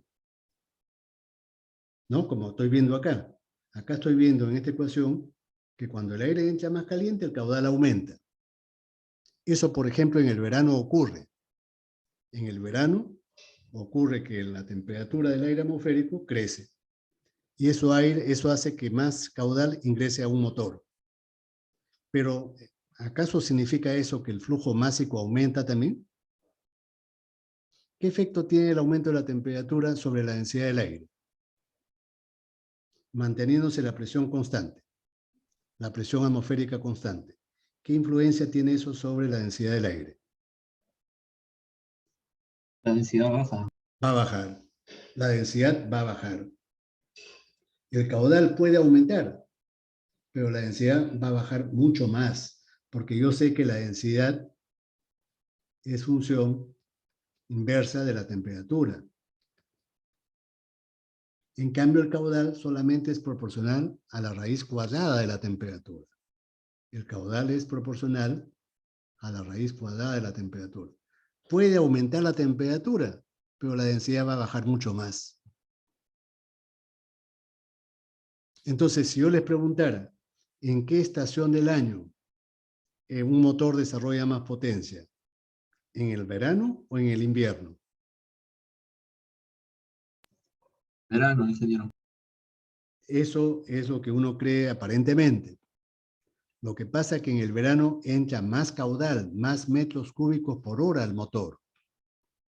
Pero la densidad de ese aire es más baja que en el invierno. Y la densidad es un factor más influyente que el caudal. Finalmente, el flujo másico, debido a la disminución de la densidad del aire en el verano, el flujo másico es menor en el verano que en el invierno. Y lo que a nosotros nos interesa no es el caudal, nos interesa el flujo másico. Si en el verano ingresa menos flujo másico de aire al motor, entonces ese motor va a poder quemar menos combustible. Si el motor quema menos combustible, la potencia desarrollada va a bajar. ¿Está claro? Otro ejemplo, ¿ya? Para aclarar lo que he mencionado. Si yo comparo, por ejemplo, el funcionamiento de un motor en la costa y en la altura. Por ejemplo, en San Mateo. Nosotros sabemos que en altura la densidad del aire baja notablemente. La presión y la densidad del aire bajan notablemente en altura. Pero, ¿qué le pasa a la temperatura? ¿No es cierto que la temperatura en San Mateo, si es que está soleado el día, la temperatura puede llegar tranquilamente a 30 grados centígrados? ¿No? En un día caluroso, La temperatura en San Mateo puede ser de 30 grados. Y en Lima podemos estar en el invierno a unos 14 o 15 grados. ¿No es cierto? Entonces, si yo comparo el caudal que ingresa al motor, el caudal en la altura en San Mateo en un día soleado puede ser mayor que a nivel del mar, que a nivel de Lima, estando Lima en el invierno. ¿Está bien? El caudal es función de la raíz cuadrada de la temperatura. Como la temperatura en San Mateo en un día soleado es mayor que la temperatura de Lima en invierno, entonces entra más caudal de aire al motor en San Mateo. Pero ¿eso significa que el flujo másico en San Mateo también es mayor? No, el flujo másico no es mayor porque el flujo másico depende no solamente del caudal, también depende de la densidad. Y la densidad en altura, de todas maneras, va a ser menor que en Lima. Y la densidad es un parámetro más influyente que el caudal. ¿No es cierto? Por eso nosotros sabemos que en altura, por más soleado que esté el día, el flujo másico que entra al motor va a ser menor que en Lima. Y si el flujo másico desciende, yo no voy a poder quemar mucho combustible en el motor. El motor no va a poder quemar mucho combustible eficientemente. ¿Y qué le va a pasar a la potencia? La potencia de Disminuye. ese motor en altura va a bajar porque el motor no puede quemar mucho combustible. ¿Está claro? Ahora, ¿qué pasaría si las temperaturas en Lima y en San Mateo son iguales? ¿Qué le pasa a los caudales?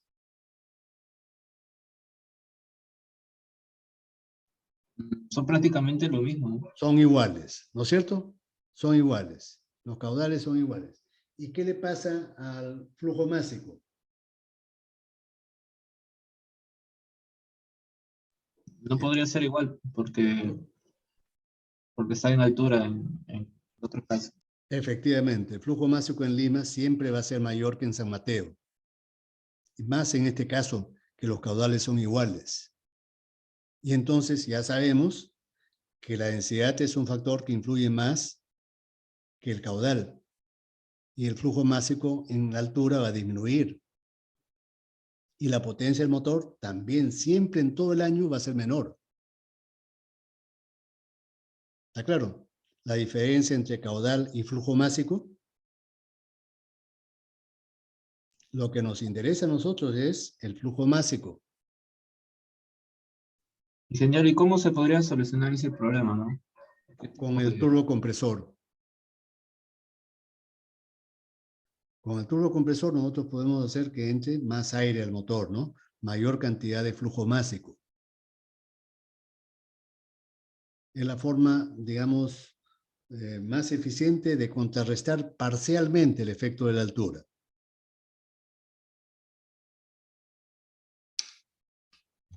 ¿Está bien? Aquí hago ese análisis, ¿no? Vean ustedes. El caudal es función de las temperaturas. Caudal es función proporcional a la raíz cuadrada de la temperatura del aire. Pero el flujo másico es proporcional al caudal por la densidad.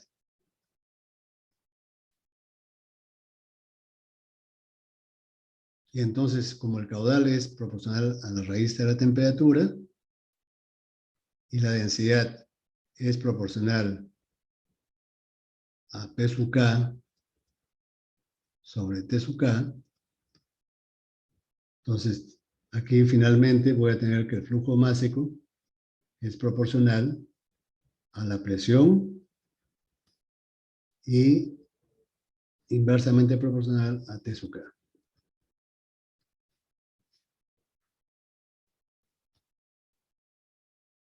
Si la temperatura aumenta,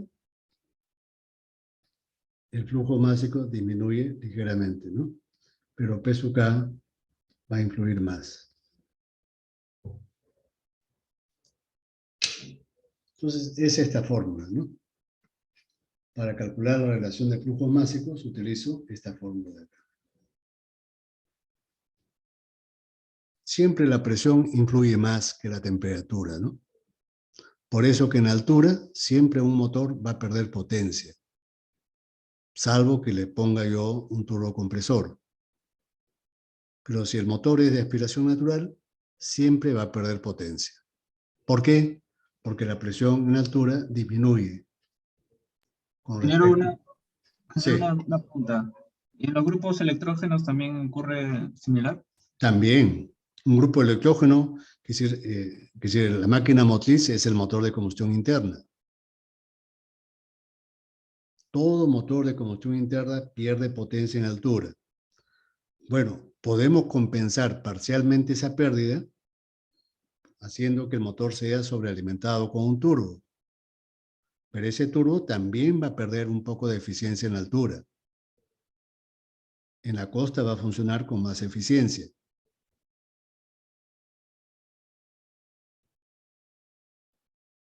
Ok, ingeniero. ¿Ya? ¿Está bien? Ahora, esas son las influencias de las condiciones de entrada, de presión y temperatura, ¿no? La presión influye poco, la temperatura también. Ahora, vamos a ver cómo influyen las condiciones de funcionamiento, los parámetros de funcionamiento del motor. ¿Cuáles son las condiciones de funcionamiento de un motor? Básicamente son dos: velocidad y carga. Velocidad y carga. Sobre todo los motores automotrices, es decir, constantemente están cambiando de régimen de velocidad y de régimen de carga. En los grupos estacionarios, bueno, la velocidad tiende a mantenerse más o menos constante y lo que cambia es la carga del motor. También vamos a estudiar ahora cómo influye la carga y cómo influye la velocidad. En primer término, veamos cómo influye la carga.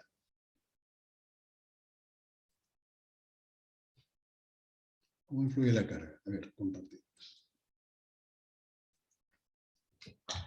Influencia de la carga sobre la eficiencia volumétrica.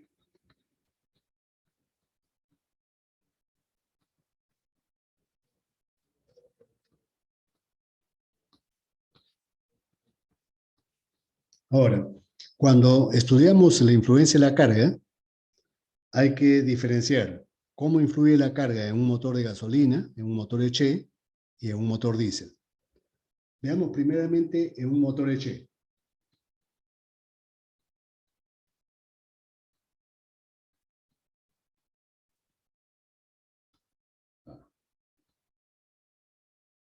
¿Cómo variamos nosotros la potencia de un motor Eche? A velocidad constante. Esta potencia la regulamos. No sé si estoy compartiendo pantalla con ustedes. A ver. Sí.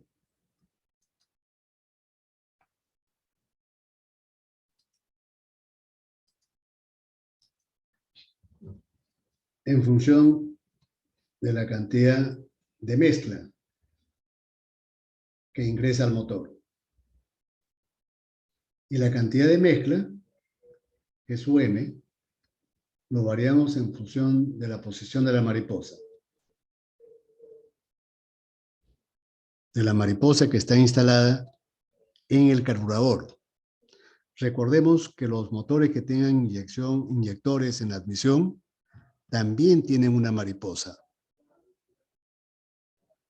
O sea, siempre la forma de regular la carga en estos motores es a través de esa válvula, lamentablemente. Ahora, ¿qué pasa cuando nosotros cerramos la mariposa? La cerramos. Supongan ustedes que este es el tubo de admisión. Este es el venturi del carburador. Y aquí está la válvula de mariposa. Y este es el ángulo que estoy considerando.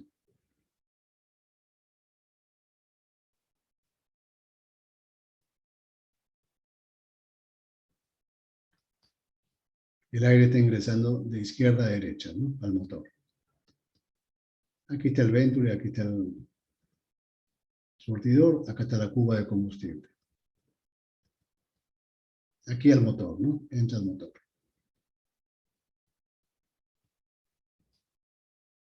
¿Qué cosa le ocurre a los tres factores que influyen principalmente sobre la eficiencia volumétrica? Delta de PA, gamma R y es delta de T. Esos son los tres factores que influyen. Delta de PA, gamma R y delta de T. ¿Cuál de estos tres factores es el que influye más?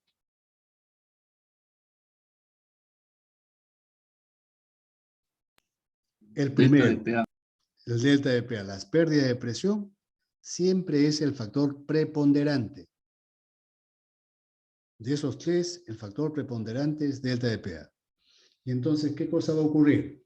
Si nosotros cerramos la mariposa, delta de PA se va a incrementar.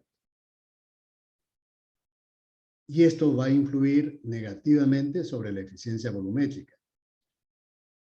Ya nosotros podíamos desde ya predecir que la eficiencia volumétrica va a bajar. Ostensiblemente, cuando cerremos la mariposa, al bajar la carga del motor, la eficiencia volumétrica de todas maneras va a bajar. ¿Por qué? Porque estamos estrangulando el flujo.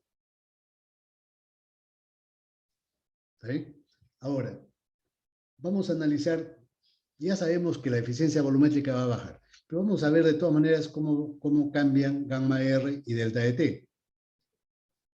Gamma R por definición es igual a MR entre M1. ¿No es cierto? ¿Qué cosa es MR?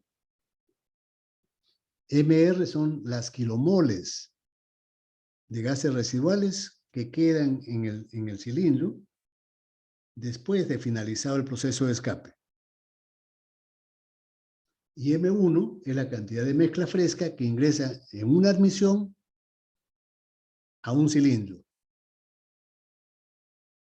¿Qué cosa le ocurre a cada uno de ellos? Hemos visto que la cantidad de mezcla que ingresa a un cilindro va a ir bajando. ¿Y qué cosa le pasa a MR?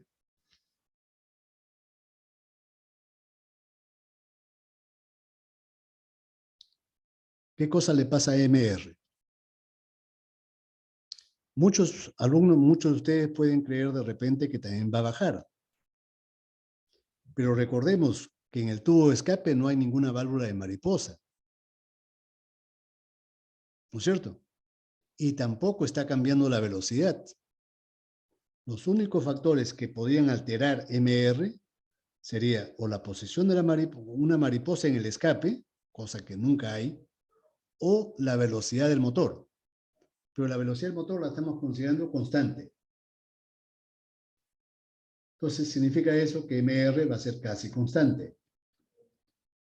Y por lo tanto gamma R va a aumentar notablemente. Cuando cerremos la mariposa, el coeficiente de gamma R va a ir aumentando. ¿Eso es bueno o es malo? Por supuesto que es malo, ¿no? En cada ciclo va a haber una gran cantidad de gases residuales comparativamente con la cantidad de mezcla fresca que va a contaminar a esa mezcla. La va a diluir, va a provocar que el encendido sea menos eficiente, que la combustión sea más lenta. Todo se va a empeorar. Cuando nosotros cerramos la mariposa, todos los parámetros del motor se empeoran. Y la admisión no es una excepción. Todos los parámetros de la admisión se empeoran. Entonces, el efecto es negativo. Sobre la eficiencia volumétrica también es negativo. Delta de T. ¿Qué cosa es el delta de T? Delta de T es el calentamiento que sufre el aire cuando pasa por el sistema de admisión, cuando ingresa por el sistema de admisión. Entonces, si nosotros dibujamos acá un pequeño esquema de un cilindro del motor, con su válvula de admisión abierta, y el pistón descendiendo, porque la admisión se produce cuando el pistón desciende.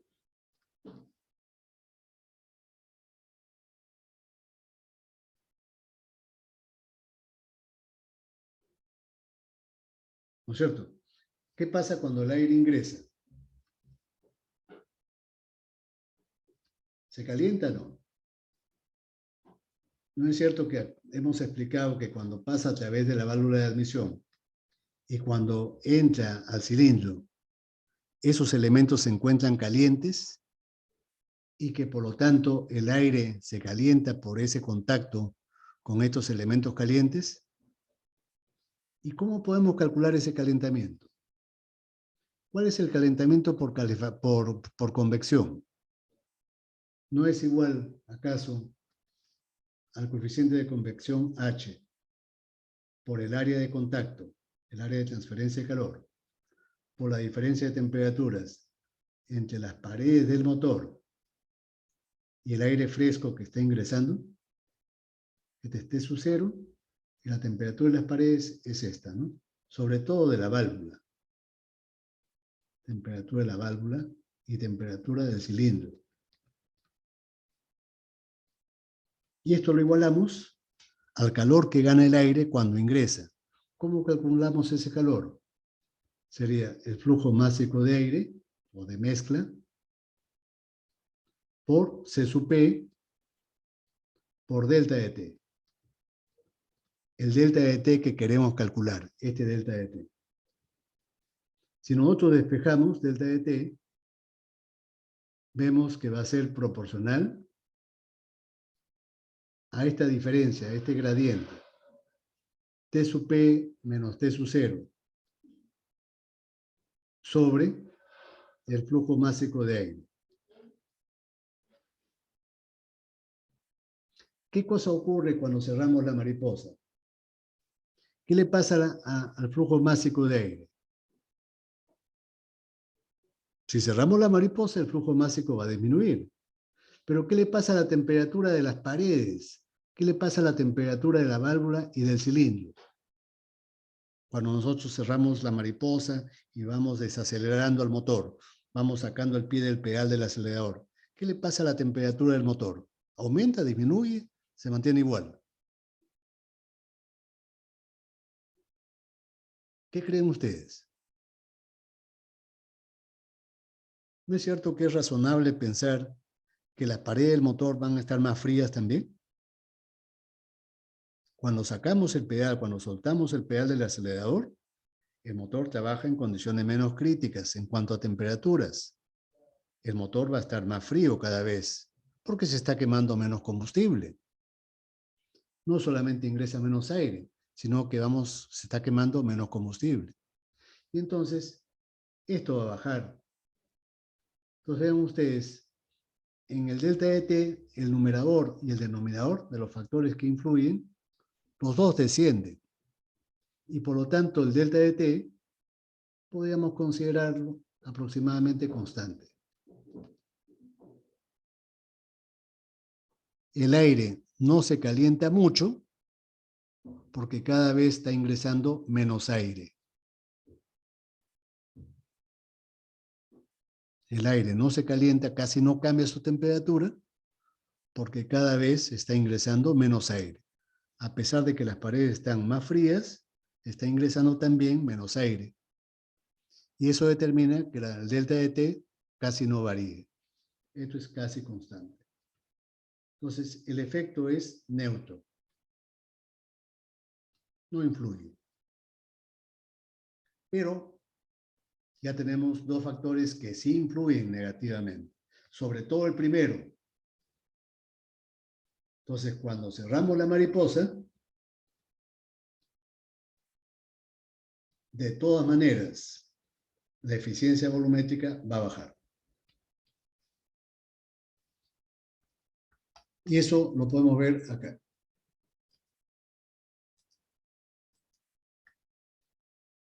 Vean ustedes. Aquí está la apertura de la mariposa. ¿Qué tan abierta está la mariposa, no? Cuando abrimos la mariposa, vean ustedes, P sub A aumenta, ¿no? Porque el aire ingresa libremente. Y la presión al final es 0,8, 0,08, 0,09 megapascales. ¿Qué le pasa a gamma R cuando abrimos la mariposa?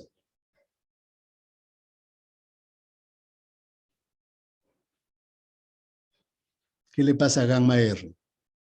Hemos dicho, disminuye, ¿no? MR no cambia, pero cada vez M1 aumenta. Por lo tanto, gamma R disminuye. Esto mejora las condiciones del encendido, de la chispa, y del proceso de compresión, y de todo. Todos los procesos mejoran cuando abrimos la mariposa. Vean ustedes que la eficiencia volumétrica mejora notablemente, ¿no? ¿Qué valores alcanza? 0,8, 0,75. Y cuando cerramos la mariposa, ¿cuál es el valor de la eficiencia volumétrica? 0,15, 0,20.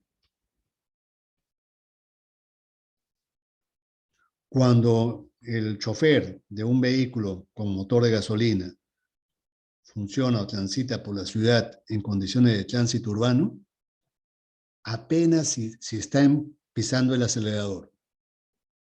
En esas condiciones, la mariposa está casi cerrada.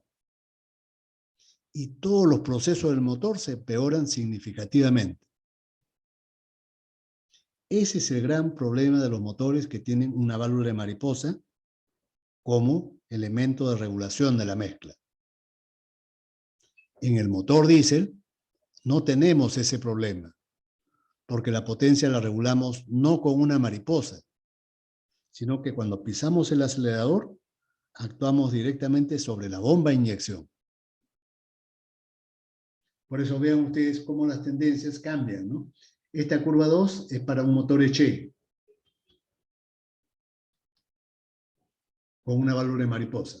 Y el número 1 es con un motor diésel. Vean ustedes, en todo el rango de potencias, el motor diésel, su eficiencia volumétrica es muy alta y casi no baja, ¿no? No cambia. En cambio, en el motor de gasolina, cuando cerramos la mariposa, la eficiencia volumétrica cae notablemente. No solamente disminuye la cantidad de aire que ingresa al motor, sino que produce un empeoramiento significativo de todos los procesos, sobre todo del encendido y la combustión.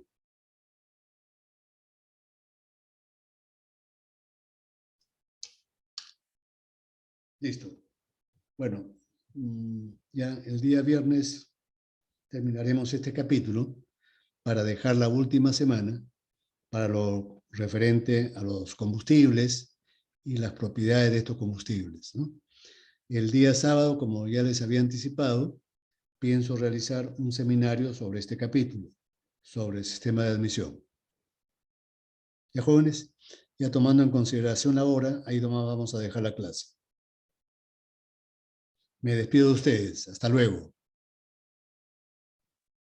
Muchas gracias, ingeniero. De nada. Hasta luego. Nos vemos. Vale, ingeniero. Gracias. Hasta luego.